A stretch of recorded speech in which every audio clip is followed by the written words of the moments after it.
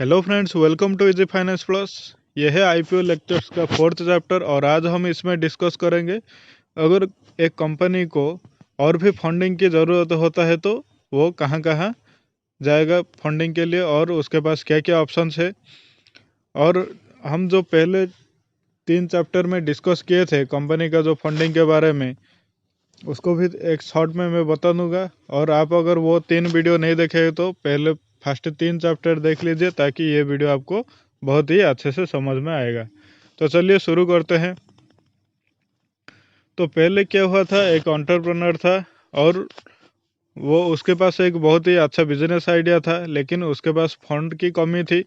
तो उस टाइम कौन आया? एंजल इन्वेस्टर्स आए। एंजल इन्वेस्टर्स क्यों बोला जाता है? क्योंकि जब दूसरा कोई इन्वेस्ट करने के लिए तैयार नहीं था, ये इन्वेस्ट करने के लिए आए थे।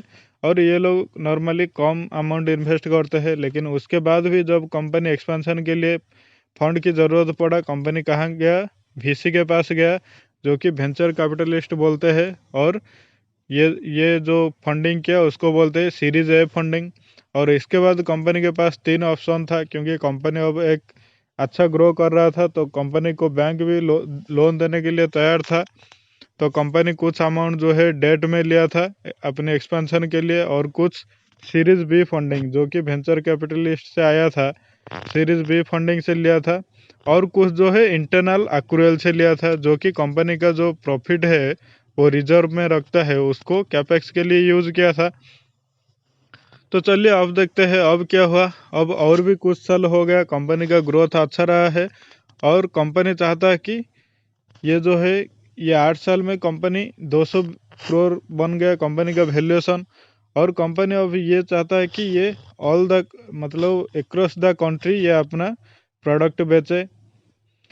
तो इसके लिए कंपनी क्या करना चाहता है, और इसका अलग अलग चीज़ में इन्वेस्ट करना चाहता है। जैसे कि अब कंपनी का सिर्फ एक ही प्रोडक्ट था जो कि क्लॉथ्स, लेकिन ये कॉटन टी शर्ट था। लेकिन अभी ये इससे भी आगे जाके फैशन एक्सेसरीज, डिजाइन और कॉस्मेटिक्स और परफ्यूम ये सब भी मैन्युफैक्चर करना चाहता है। और ये जो कंपनी का एम्बिशन है, इसके लिए कंपनी का एक्सपेक्टेशन क्या है? कैपेक्स रिक्वायरमेंट जो है ये 60 करोड़ है। और इसके लिए कंपनी के लिए कहाँ से पैसा आएगा? कंपनी लोन लेना नहीं चाहेगा, क्योंकि ऑलरेडी जो लोन लिया था उसमें कंपनी पे कर रहा है क्या? इंटरेस्ट रेट पे कर रहा है, और जिसको बोलते हैं फाइनेंस चार्ज भी बोलते हैं, जो कि बैलेंस शीट में फाइनेंस कॉस्ट भी लिखा हुआ मिलता है। तो कंपनी को जो फाइनेंस चार्ज है और भी बढ़ जाएगा, क्योंकि ऑलरेडी लोन है और भी लोन लेता रहेगा तो कंपनी के ऊपर ये एक इंटरेस्ट रेट बर्डन हो जाएगा, जो कि कंपनी का सारा प्रॉफिट इसमें ही चला जाएगा। तो कंपनी अभी क्या करना चाहता है? कंपनी एक सीरीज सी फंडिंग के लिए भी जा सकता है, इसके पास एक ऑप्शन है। लेकिन ये जो वीसी होता है वेंचर कैपिटलिस्ट, ये लोग भी इतना ज़्यादा फंडिंग नहीं करते हैं, इनका भी एक लिमिट रहता है। तो कंपनी क्या करेगा? अभी अभी प्राइवेट इक्विटी के पास जाएगा। तो प्राइवेट इक्विटी क्या होता है? ये जो इन्वेस्टर्स है ये सेबी होते हैं, मतलब ये नॉलेजेबल होता है, इनके पास प्रैक्टिकल नॉलेज होता है। और ये लोग जो है हाईली क्वालिफाइड होते हैं, और ये इनका प्रोफेशनल बैकग्राउंड अच्छा रहता है। तो ये लोग क्या करते हैं? ये ज़्यादा अमाउंट इन्वेस्ट करते हैं, क्योंकि इनके पास ऑलरेडी नॉलेज रहता है। ये कंपनी के ऊपर जो इसका बैकग्राउंड जो है वो स्टडी करके ही इन्वेस्ट करते हैं। और इनका जो अपने लोग होते हैं, ये कंपनी का जो बोर्ड ऑफ इन्वेस्टिंग ट्रस्टी रहता है, जो बोर्ड ऑफ डायरेक्टर का, उसमें भी इनका लोग होते हैं, ताकि कंपनी को गाइड कर सकता है कौन सा डायरेक्शन में जाना है, क्योंकि इनका एक्सपर्टाइज होता है उस चीज़ में। तो चलिए अभी देखते हैं। मान लीजिए कि कंपनी जो है 15% शेयर दे दिया पी को, प्राइवेट इक्विटी, और ये 60 करोड़ इनसे इन्वेस्टमेंट किए जो प्राइवेट इक्विटी है। तो 15% जो है ये 60 करोड़ हो गया। तो कंपनी का वैल्यूएशन अभी क्या हो गया? 400 करोड़, क्योंकि 15% से 60 करोड़ मतलब 1% से कितना? 4 करोड़ हुआ। तो 100% से कितना हो गया? 400 करोड़। तो कंपनी का अभी वैल्यूएशन हो गया 400 करोड़। तो चलिए ये टेबल के माध्यम से समझते हैं। तो प्रोमोटर का पहले भी कितना था, 40% शेयर होल्डिंग तो सब सेम ही है, आप पहले भी जाके वीडियो में कंपेयर कर सकते हैं। लेकिन अभी जो सीरीज सी फंडिंग हुआ है इसमें प्राइवेट इक्विटी जो है इनको 15% शेयर मिला। ये जो 15% मिला 60 करोड़ में मिला, तो मतलब 1% में कितना आता है, 4 करोड़ आता है। तो ये 40% में कितना आएगा, 160, और 5% में कितना, 20 करोड़ आएगा। ऐसे ही कंपनी का वैल्यूएशन अभी 400 करोड़ हो गया, और जो इन्वेस्टर है उनका जो टोटल वैल्यूएशन कितना, 336 करोड़ हो गया। और अभी टोटल 84% जो है कंपनी अपना शेयर इशू कर दिया है। तो अभी कितना है, 16% शेयर अभी भी कंपनी के पास है, जो कि कंपनी इशू नहीं किया है, जो ऑथराइज्ड शेयर है लेकिन इशू नहीं हुआ है। तो कंपनी अभी भी 16% शेयर रखा है, और ये इसका वैल्यूएशन अभी क्या है, 64 करोड़ है। क्योंकि हम जैसे भी अभी जो पी इन्वेस्ट किया, ये 1% को 4 करोड़ में ही किया, तो 16% का कितना हो गया, 64 करोड़ वैल्यूएशन है। और जब एक पी इन्वेस्ट करता है तो ये एक बहुत ही मतलब कैपेक्स जो बहुत ही बड़ा कैपेक्स रिक्वायरमेंट है, तो ही पी इन्वेस्ट करता है। और ये जो पी होते हैं ये कभी भी एक बिजनेस का जो स्टार्टिंग फेज है उसमें इन्वेस्ट नहीं करते हैं। ऑलरेडी जो एक बिजनेस है उनका रेवेन्यू अच्छा है, और कंपनी अच्छा ऑपरेशन कर रहा है, प्रॉफिटेबिलिटी है और अच्छा ग्रो कर रहा है, तो ही ये पी इन्वेस्ट करते हैं। लेकिन जो एंजल इन्वेस्टर्स होते हैं और वेंचर कैपिटलिस्ट होते हैं, ये लोग क्या है, बिजनेस का अर्ली स्टेज में भी इन्वेस्ट करते हैं। और ये एक कंपनी को पी इन्वेस्ट जो पी का कैपिटल जो है, ये कैपेक्स यूटिलाइज करने के लिए भी बहुत साल लग जाता है। तो चलिए अब देखते हैं, अभी जो है कंपनी को 60 करोड़ भी मिल गया, और company all over the country expansion भी किया है। और ऐसे होके 5 साल हो गया पी इन्वेस्टमेंट होके, और कंपनी बहुत ही अच्छा प्रोग्रेस कर रहा है। और कंपनी जो अपना जो प्रोडक्ट पोर्टफोलियो है ये भी डाइवर्स कर दिया। पहले क्या था, कॉटन टी शर्ट था, उसके बाद परफ्यूम, फैशन एक्सेसरीज, ये सभी में भी इन्वेस्ट किया। और कंपनी का जो प्रेजेंस है ये कंट्री का जो बहुत मेजर सिटीज है उसमें भी प्रेजेंस हो गया है। अभी कंपनी का रेवेन्यू भी अच्छा है, रेवेन्यू मतलब कंपनी का सेलिंग जो है वो अच्छा है, और कंपनी का प्रॉफिटेबिलिटी भी अच्छा है, मतलब कंपनी का एक्सपेंडिचर कम हो रहा है, रेवेन्यू बढ़ रहा है, तो प्रॉफिटेबिलिटी भी बढ़ रहा है। और इन्वेस्टर्स भी बहुत खुश है। लेकिन प्रोमोटर जो है उसका एम्बिशन और भी बड़ा है, वो इतने में खुश नहीं है। तो प्रोमोटर क्या करता है, प्रोमोटर चाहता है कि वो इंटरनेशनल जाना चाहता है, मतलब अपनी जो कंपनी का ब्रांड है उसको इंटरनेशनल बनाना है। अपनी जो प्रोडक्ट है सिर्फ एक ही कंट्री का अंदर ना रख के इसको फॉरेन कंट्रीज में मतलब इंटरनेशनली सेल करना चाहता है। और इसका जो ब्रांड है ये इंटरनेशनल सिटीज़ को भी अवेलेबल होने के लिए ये चाहता है। तो ये क्या करना चाहता है, जो वर्ल्ड का जो मेजर 2 सिटी है उसमें ये इसका आउटलेट खोलना चाहता है। तो इसके लिए कंपनी को और भी फंड की ज़रूरत है, और कंपनी को ऐसे भी अलग अलग जो पीपल है अलग अलग कंट्रीज में जैसे लोग हैं उनका भी जो अंडरस्टैंडिंग है उसके ऊपर भी रिसर्च करना चाहिए। क्योंकि ऐसे ही बिना रिसर्च का अगर ऐसे ही आउटलेट खोल दिया तो बाद में सेल नहीं होगा तो लॉस होगा। और ऐसे लोगों के लिए इन्वेस्ट करने के लिए भी मैन्युफैक्चरिंग कैपेसिटी भी बढ़ाना पड़ेगा, और ये जो रियल वर्ल्ड है उसमें भी इन्वेस्ट करना पड़ेगा। और इसके लिए जो कंपनी एस्टिमेट किया कि जो कैपेक्स रिक्वायरमेंट है ये बहुत बड़ा है, और कितना है, 200 करोड़ के आसपास कैपेक्स रिक्वायरमेंट है। लेकिन अभी कंपनी के लिए बहुत ही कम ऑप्शन है ये कैपेक्स रिक्वायरमेंट जो है उसको पूरा करने के लिए। क्या क्या, तो ये है कुछ ऑप्शंस जिससे कंपनी अपना जो कैपिटल एक्सपेंडिचर का रिक्वायरमेंट है उसको पूरा कर सकता है। जो 200 करोड़ का रिक्वायरमेंट है उसको फंडिंग के लिए क्या क्या है ऑप्शंस।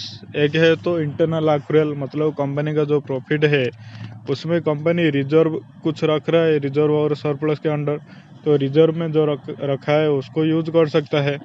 और कंपनी और क्या कर सकता है, सीरीज डी फंडिंग कर सकता है, जैसे कि पी से पहले भी लिया था सीरीज सी फंडिंग से, ऐसे सीरीज डी फंडिंग भी कर सकता है प्राइवेट इक्विटी से।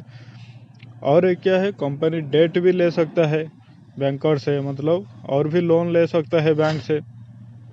और कंपनी एक बॉन्ड भी इशू कर सकता है, मतलब कंपनी क्या कर सकता है, जिसको डिबेंचर भी बोलते हैं। डिबेंचर क्या होता है, कंपनी क्या करता है, बेसिकली जो पब्लिक होता है उनसे लोन लेता है, तो उनको कुछ इंटरेस्ट रेट हर साल प्रोवाइड करेगा, और कुछ साल बाद ये जो पैसा है रिटर्न कर देता है, उसको बोलते हैं बॉन्ड इशू करता है, जिसे डिबेंचर भी बोलते हैं। और कंपनी के पास और एक ऑप्शन क्या है, आईपीओ का, जिसे बोलते हैं इनिशियल पब्लिक ऑफर, जिसके ऊपर हमारा जो लेक्चर है बेस्ड है। और इसमें क्या होता है, पब्लिक को कंपनी शेयर ऑथराइज करता है। बेसिकली बॉन्ड और आईपीओ में क्या फ़र्क होता है, बॉन्ड में कंपनी क्या होता है, पब्लिक से पैसा लेता है, लेकिन कंपनी शेयर प्रोवाइड नहीं करता है। कंपनी क्या करता है, सिर्फ इंटरेस्ट रेट हर साल देता है, और जब ये मैच्योरिटी हो जाता है कंपनी उनको पूरा पैसा लौटा देता है। लेकिन आईपीओ में क्या होता है, कंपनी पब्लिक से जो पैसा लेता है उनको इसके बदले में शेयर ऑफर करता है, और वो शेयर जो होल्ड करेगा, अगर कंपनी का प्रॉफिट है तो उनका शेयर का प्राइस भी बढ़ेगा, और कंपनी का लॉस हो रहा है तो उनका शेयर भी डिक्रीज होगा, शेयर प्राइस। तो company basically partly ownership provide कर रहा है इसके जरिए। और एक ऑप्शन क्या है, a combination of all of the above, मतलब ये सब जो है ये सब एक साथ भी कर सकता है। तो हमारे ये कन्वीनियंस के लिए तो मान लीजिए कि कंपनी क्या क्या, कंपनी कैपेक्स भी पार्टली क्या, और इंटरनल एक्रूअल भी क्या, और आईपीओ के लिए भी फाइल किया है। तो कैपिटल एक्सपेंडिचर जो है एक इंटरनल एक्रूअल की थ्रू क्या है, इंटरनल एक्रूअल मतलब पहले से जो प्रॉफिट था, मतलब ये 1 नंबर और एक 5 नंबर, ये दोनों ऑप्शन को कंपनी चूज किया है। तो कंपनी एक आईपीओ के लिए जब जाता है, वो क्या करता है, अपना जो शेयर है ये जनरल पब्लिक को ऑफर करता है, और जो जनरल पब्लिक होते हैं ये कंपनी का शेयर सब्सक्राइब करते हैं। अगर कोई चाहे तो सब्सक्राइब कर सकता है, एक सर्टेन प्राइस देकर, कंपनी जो भी इशू प्राइस रखेगा वो प्राइस देकर ये लोग शेयर परचेज कर सकते हैं। और क्योंकि कंपनी अपना जो शेयर है पब्लिक को फर्स्ट टाइम ऑफर कर रहा है, क्योंकि इससे पहले कंपनी जो शेयर ऑफर किया था किससे किया था, एंजल इन्वेस्टर को किया था, वीसी को किया था, प्राइवेट इक्विटी को किया था। लेकिन अभी फर्स्ट टाइम कंपनी क्या कर रहा है, अपना शेयर जो है पब्लिक को ऑफर कर रहा है, तो इसीलिए इसको बोलते हैं हम इनिशियल पब्लिक ऑफर। मतलब इनिशियली स्टार्टिंग में अभी फर्स्ट टाइम पब्लिक को अपना शेयर कंपनी ऑफर कर रहा है। तो अभी आपको समझ में आ गया होगा कंपनी कैसे कैसे इवॉल्व होता है, और कैसे कैसे ग्रो करने के बाद कंपनी आईपीओ इशू करता है, मतलब जो पब्लिक को उसका शेयर जो है ये इशू करता है। और ये चैप्टर का हमारा ये एम था कि आपको एक मतलब बेसिक आइडिया देना है, जैसे कि कंपनी कैसे एक ग्रो करता है और किस स्टेज में आके कंपनी आईपीओ अप्लाई करता है, ये आप समझ सकते हैं। तो चलिए ये चैप्टर का कुछ की टेकअवेज लेते हैं। तो क्या क्या हम ये चैप्टर से सीखे, तो हम ये सीखे कि एक कंपनी जब पब्लिक होने जाता है उसका उससे पहले हमें ये समझना चाहिए कि कंपनी का जो बिजनेस है ये कैसे ओरिजिन होता है, मतलब एक बिजनेस कैसे स्टार्ट हुआ है, ये जानने के बाद ही हम जान सकते हैं कि कंपनी क्यों पब्लिक होता है, मतलब पब्लिक का जो अपना शेयर है ये सेल करता है। और कंपनी जब एक बिजनेस जो स्टार्ट करता है, स्टार्ट करने से पहले मतलब प्री रेवेन्यू स्टेज, कंपनी जब स्टार्ट नहीं हुआ, अपना प्रोडक्ट कुछ बनाया नहीं, सेल नहीं किया, उससे पहले जो इन्वेस्ट करते हैं कंपनी में उसको क्या बोलते हैं, एंजल इन्वेस्टर्स। बेसिकली कंपनी जब एक आइडिया है उस टाइम जो कंपनी के ऊपर इन्वेस्ट करता है उसको बोलते हैं एंजल इन्वेस्टर्स। और एंजल इन्वेस्टर्स जो है ये मैक्सिमम रिस्क लेते हैं, जैसे कि कंपनी का प्रोमोटर लेता है। प्रोमोटर मतलब जो कंपनी का फाउंडर है, जैसे कि हमारा स्टोरी में एंटरप्रेन्योर खुद था, तो ये जितना रिस्क लिया था और इसका जो दोस्त आए थे एंजल इन्वेस्टर बन के, ये लोग भी उतना ही रिस्क लिए थे। क्योंकि अगर कुछ बिजनेस आगे नहीं बढ़ता, कुछ प्रोडक्ट में डिमांड नहीं आता और बिजनेस फेलर हुआ, तो इनका भी जो जितना शेयर इशू हुआ था, इनका भी शेयर डूब जाता, तो इनका भी रिस्क सेम था।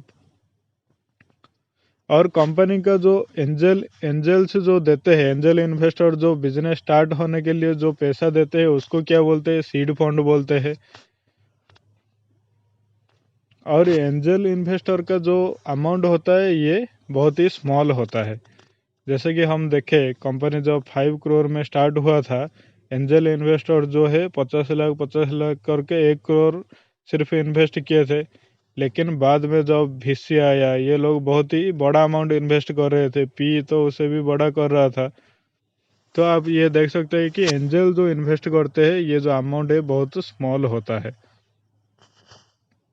और वैल्यूएशन क्या होता है? कंपनी का एक वैल्यूएशन क्या होता है?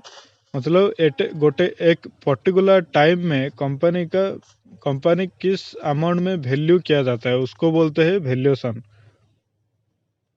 तो कंपनी का एक पर्टिकुलर टाइम में क्या क्या एसेट है, क्या क्या लायबिलिटी है, उसके ऊपर कंपनी का वैल्यूएशन किया जाता है। और कुछ कंपनी का, ये तो बहुत ही सिंपल है, सिंपल में ऐसे बोल सकते हैं, लेकिन फ्यूचर ग्रोथ पोटेंशियल को लेके भी कंपनी का वैल्यूएशन किया जाता है। और फेस वैल्यू क्या है?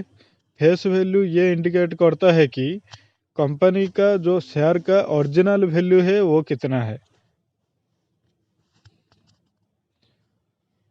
और ऑथराइज्ड शेयर क्या है?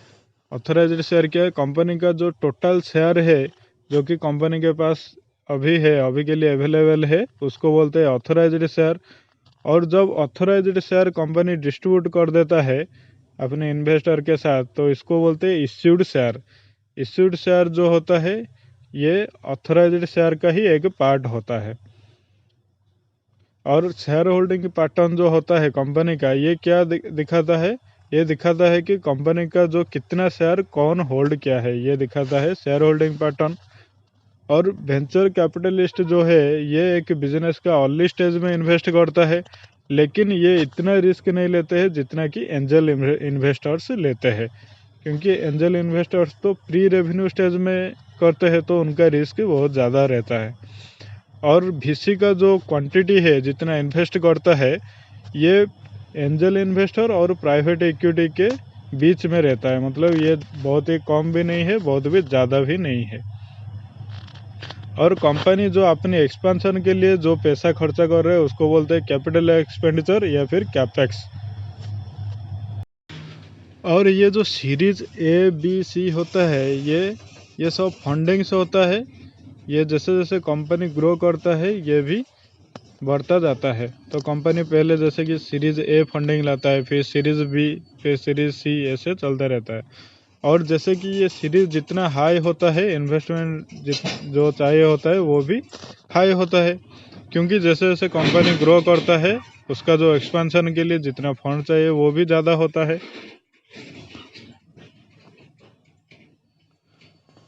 तो एक कंपनी का जो साइज होता है, एक पर्टिकुलर साइज से बड़ा होने के बाद वीसी इन्वेस्ट नहीं कर सकता है, क्योंकि इसका फंडिंग भी ज़्यादा ज़रूरत होता है। और वीसी नॉर्मली ज़्यादा इन्वेस्टमेंट नहीं करता है, एक मीडियम साइज कैपिटल इन्वेस्टमेंट करता है। तो कंपनी कहाँ जाता है? कंपनी प्राइवेट इक्विटी फार्म जो होता है, उनसे इन्वेस्टमेंट लेता है, प्राइवेट इक्विटी के पास जाता है, और वो लोग कंपनी में इन्वेस्ट करते हैं। और पी फार्म जो है, वो large some of money invest करते हैं, बहुत ज़्यादा पैसा ये लोग इन्वेस्ट करते हैं। और क्योंकि ये जो लोग इन्वेस्ट करते हैं, ये सेबी इन्वेस्टर्स होते हैं, मतलब नॉलेजेबल होते हैं। इसीलिए ये लोग क्या करते हैं, कंपनी एक मैच्योर स्टेज आने के बाद, मतलब कंपनी अच्छा खासा ग्रोथ और प्रॉफिटेबल दिखाने के बाद ही ये लोग इन्वेस्ट करते हैं। और अगर हम रिस्क के टर्म में देखें, तो ये जो पीस होते हैं, ये लो रिस्क लेते हैं कंपेयर टू वीसी और एंजल्स।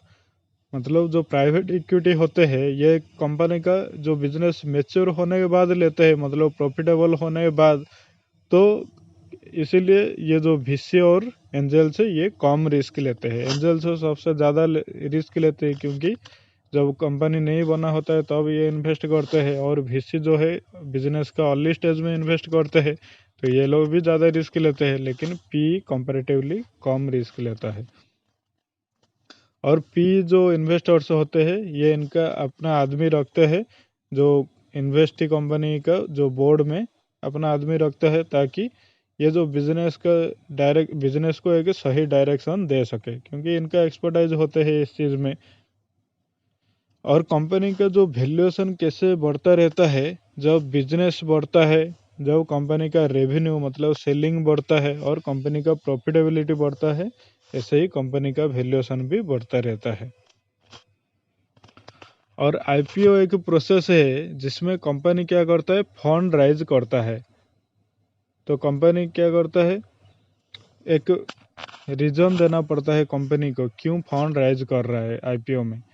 मतलब कंपनी चाहे कैपेक्स से ले कर सकता है, कैपेक्स मतलब कैपिटल एक्सपेंडिचर, मतलब कंपनी का अगर एक्सपेंशन करना है, अलग अलग डाइवर्सिफाई करना है, या फिर अलग अलग आउटलेट और भी खोलना है, तो आईपीओ ला सकता है। या फिर रिस्ट्रक्चरिंग डेट, कंपनी का जो डेट है मतलब लोन लिया है बैंक से, उसको रिपेमेंट करने के लिए भी कंपनी आईपीओ इशू कर सकता है।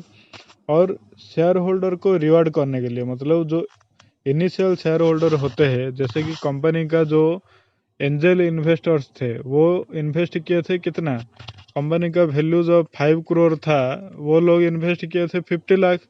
लेकिन अभी कंपनी का वैल्यूएशन क्या हो गया, ये 800 करोड़ के आसपास हो गया। तो कंपनी का जो वैल्यूएशन 800 करोड़ हो गया 5 करोड़ से, तो ये लोग क्या इन्वेस्ट करके, ये लोग तो इनका शेयर का वैल्यू बढ़ा है, लेकिन इसमें तो इनको कुछ रिवार्ड नहीं मिल रहा है। मतलब ये लोग अपना शेयर नहीं बेच रहे, तो इसका जो फायदा इनको नहीं मिल रहा है। तो कंपनी क्या करता है, जब आईपीओ लेते हैं, एक होता है ऑफर फॉर सेल, ओएफएस करता है।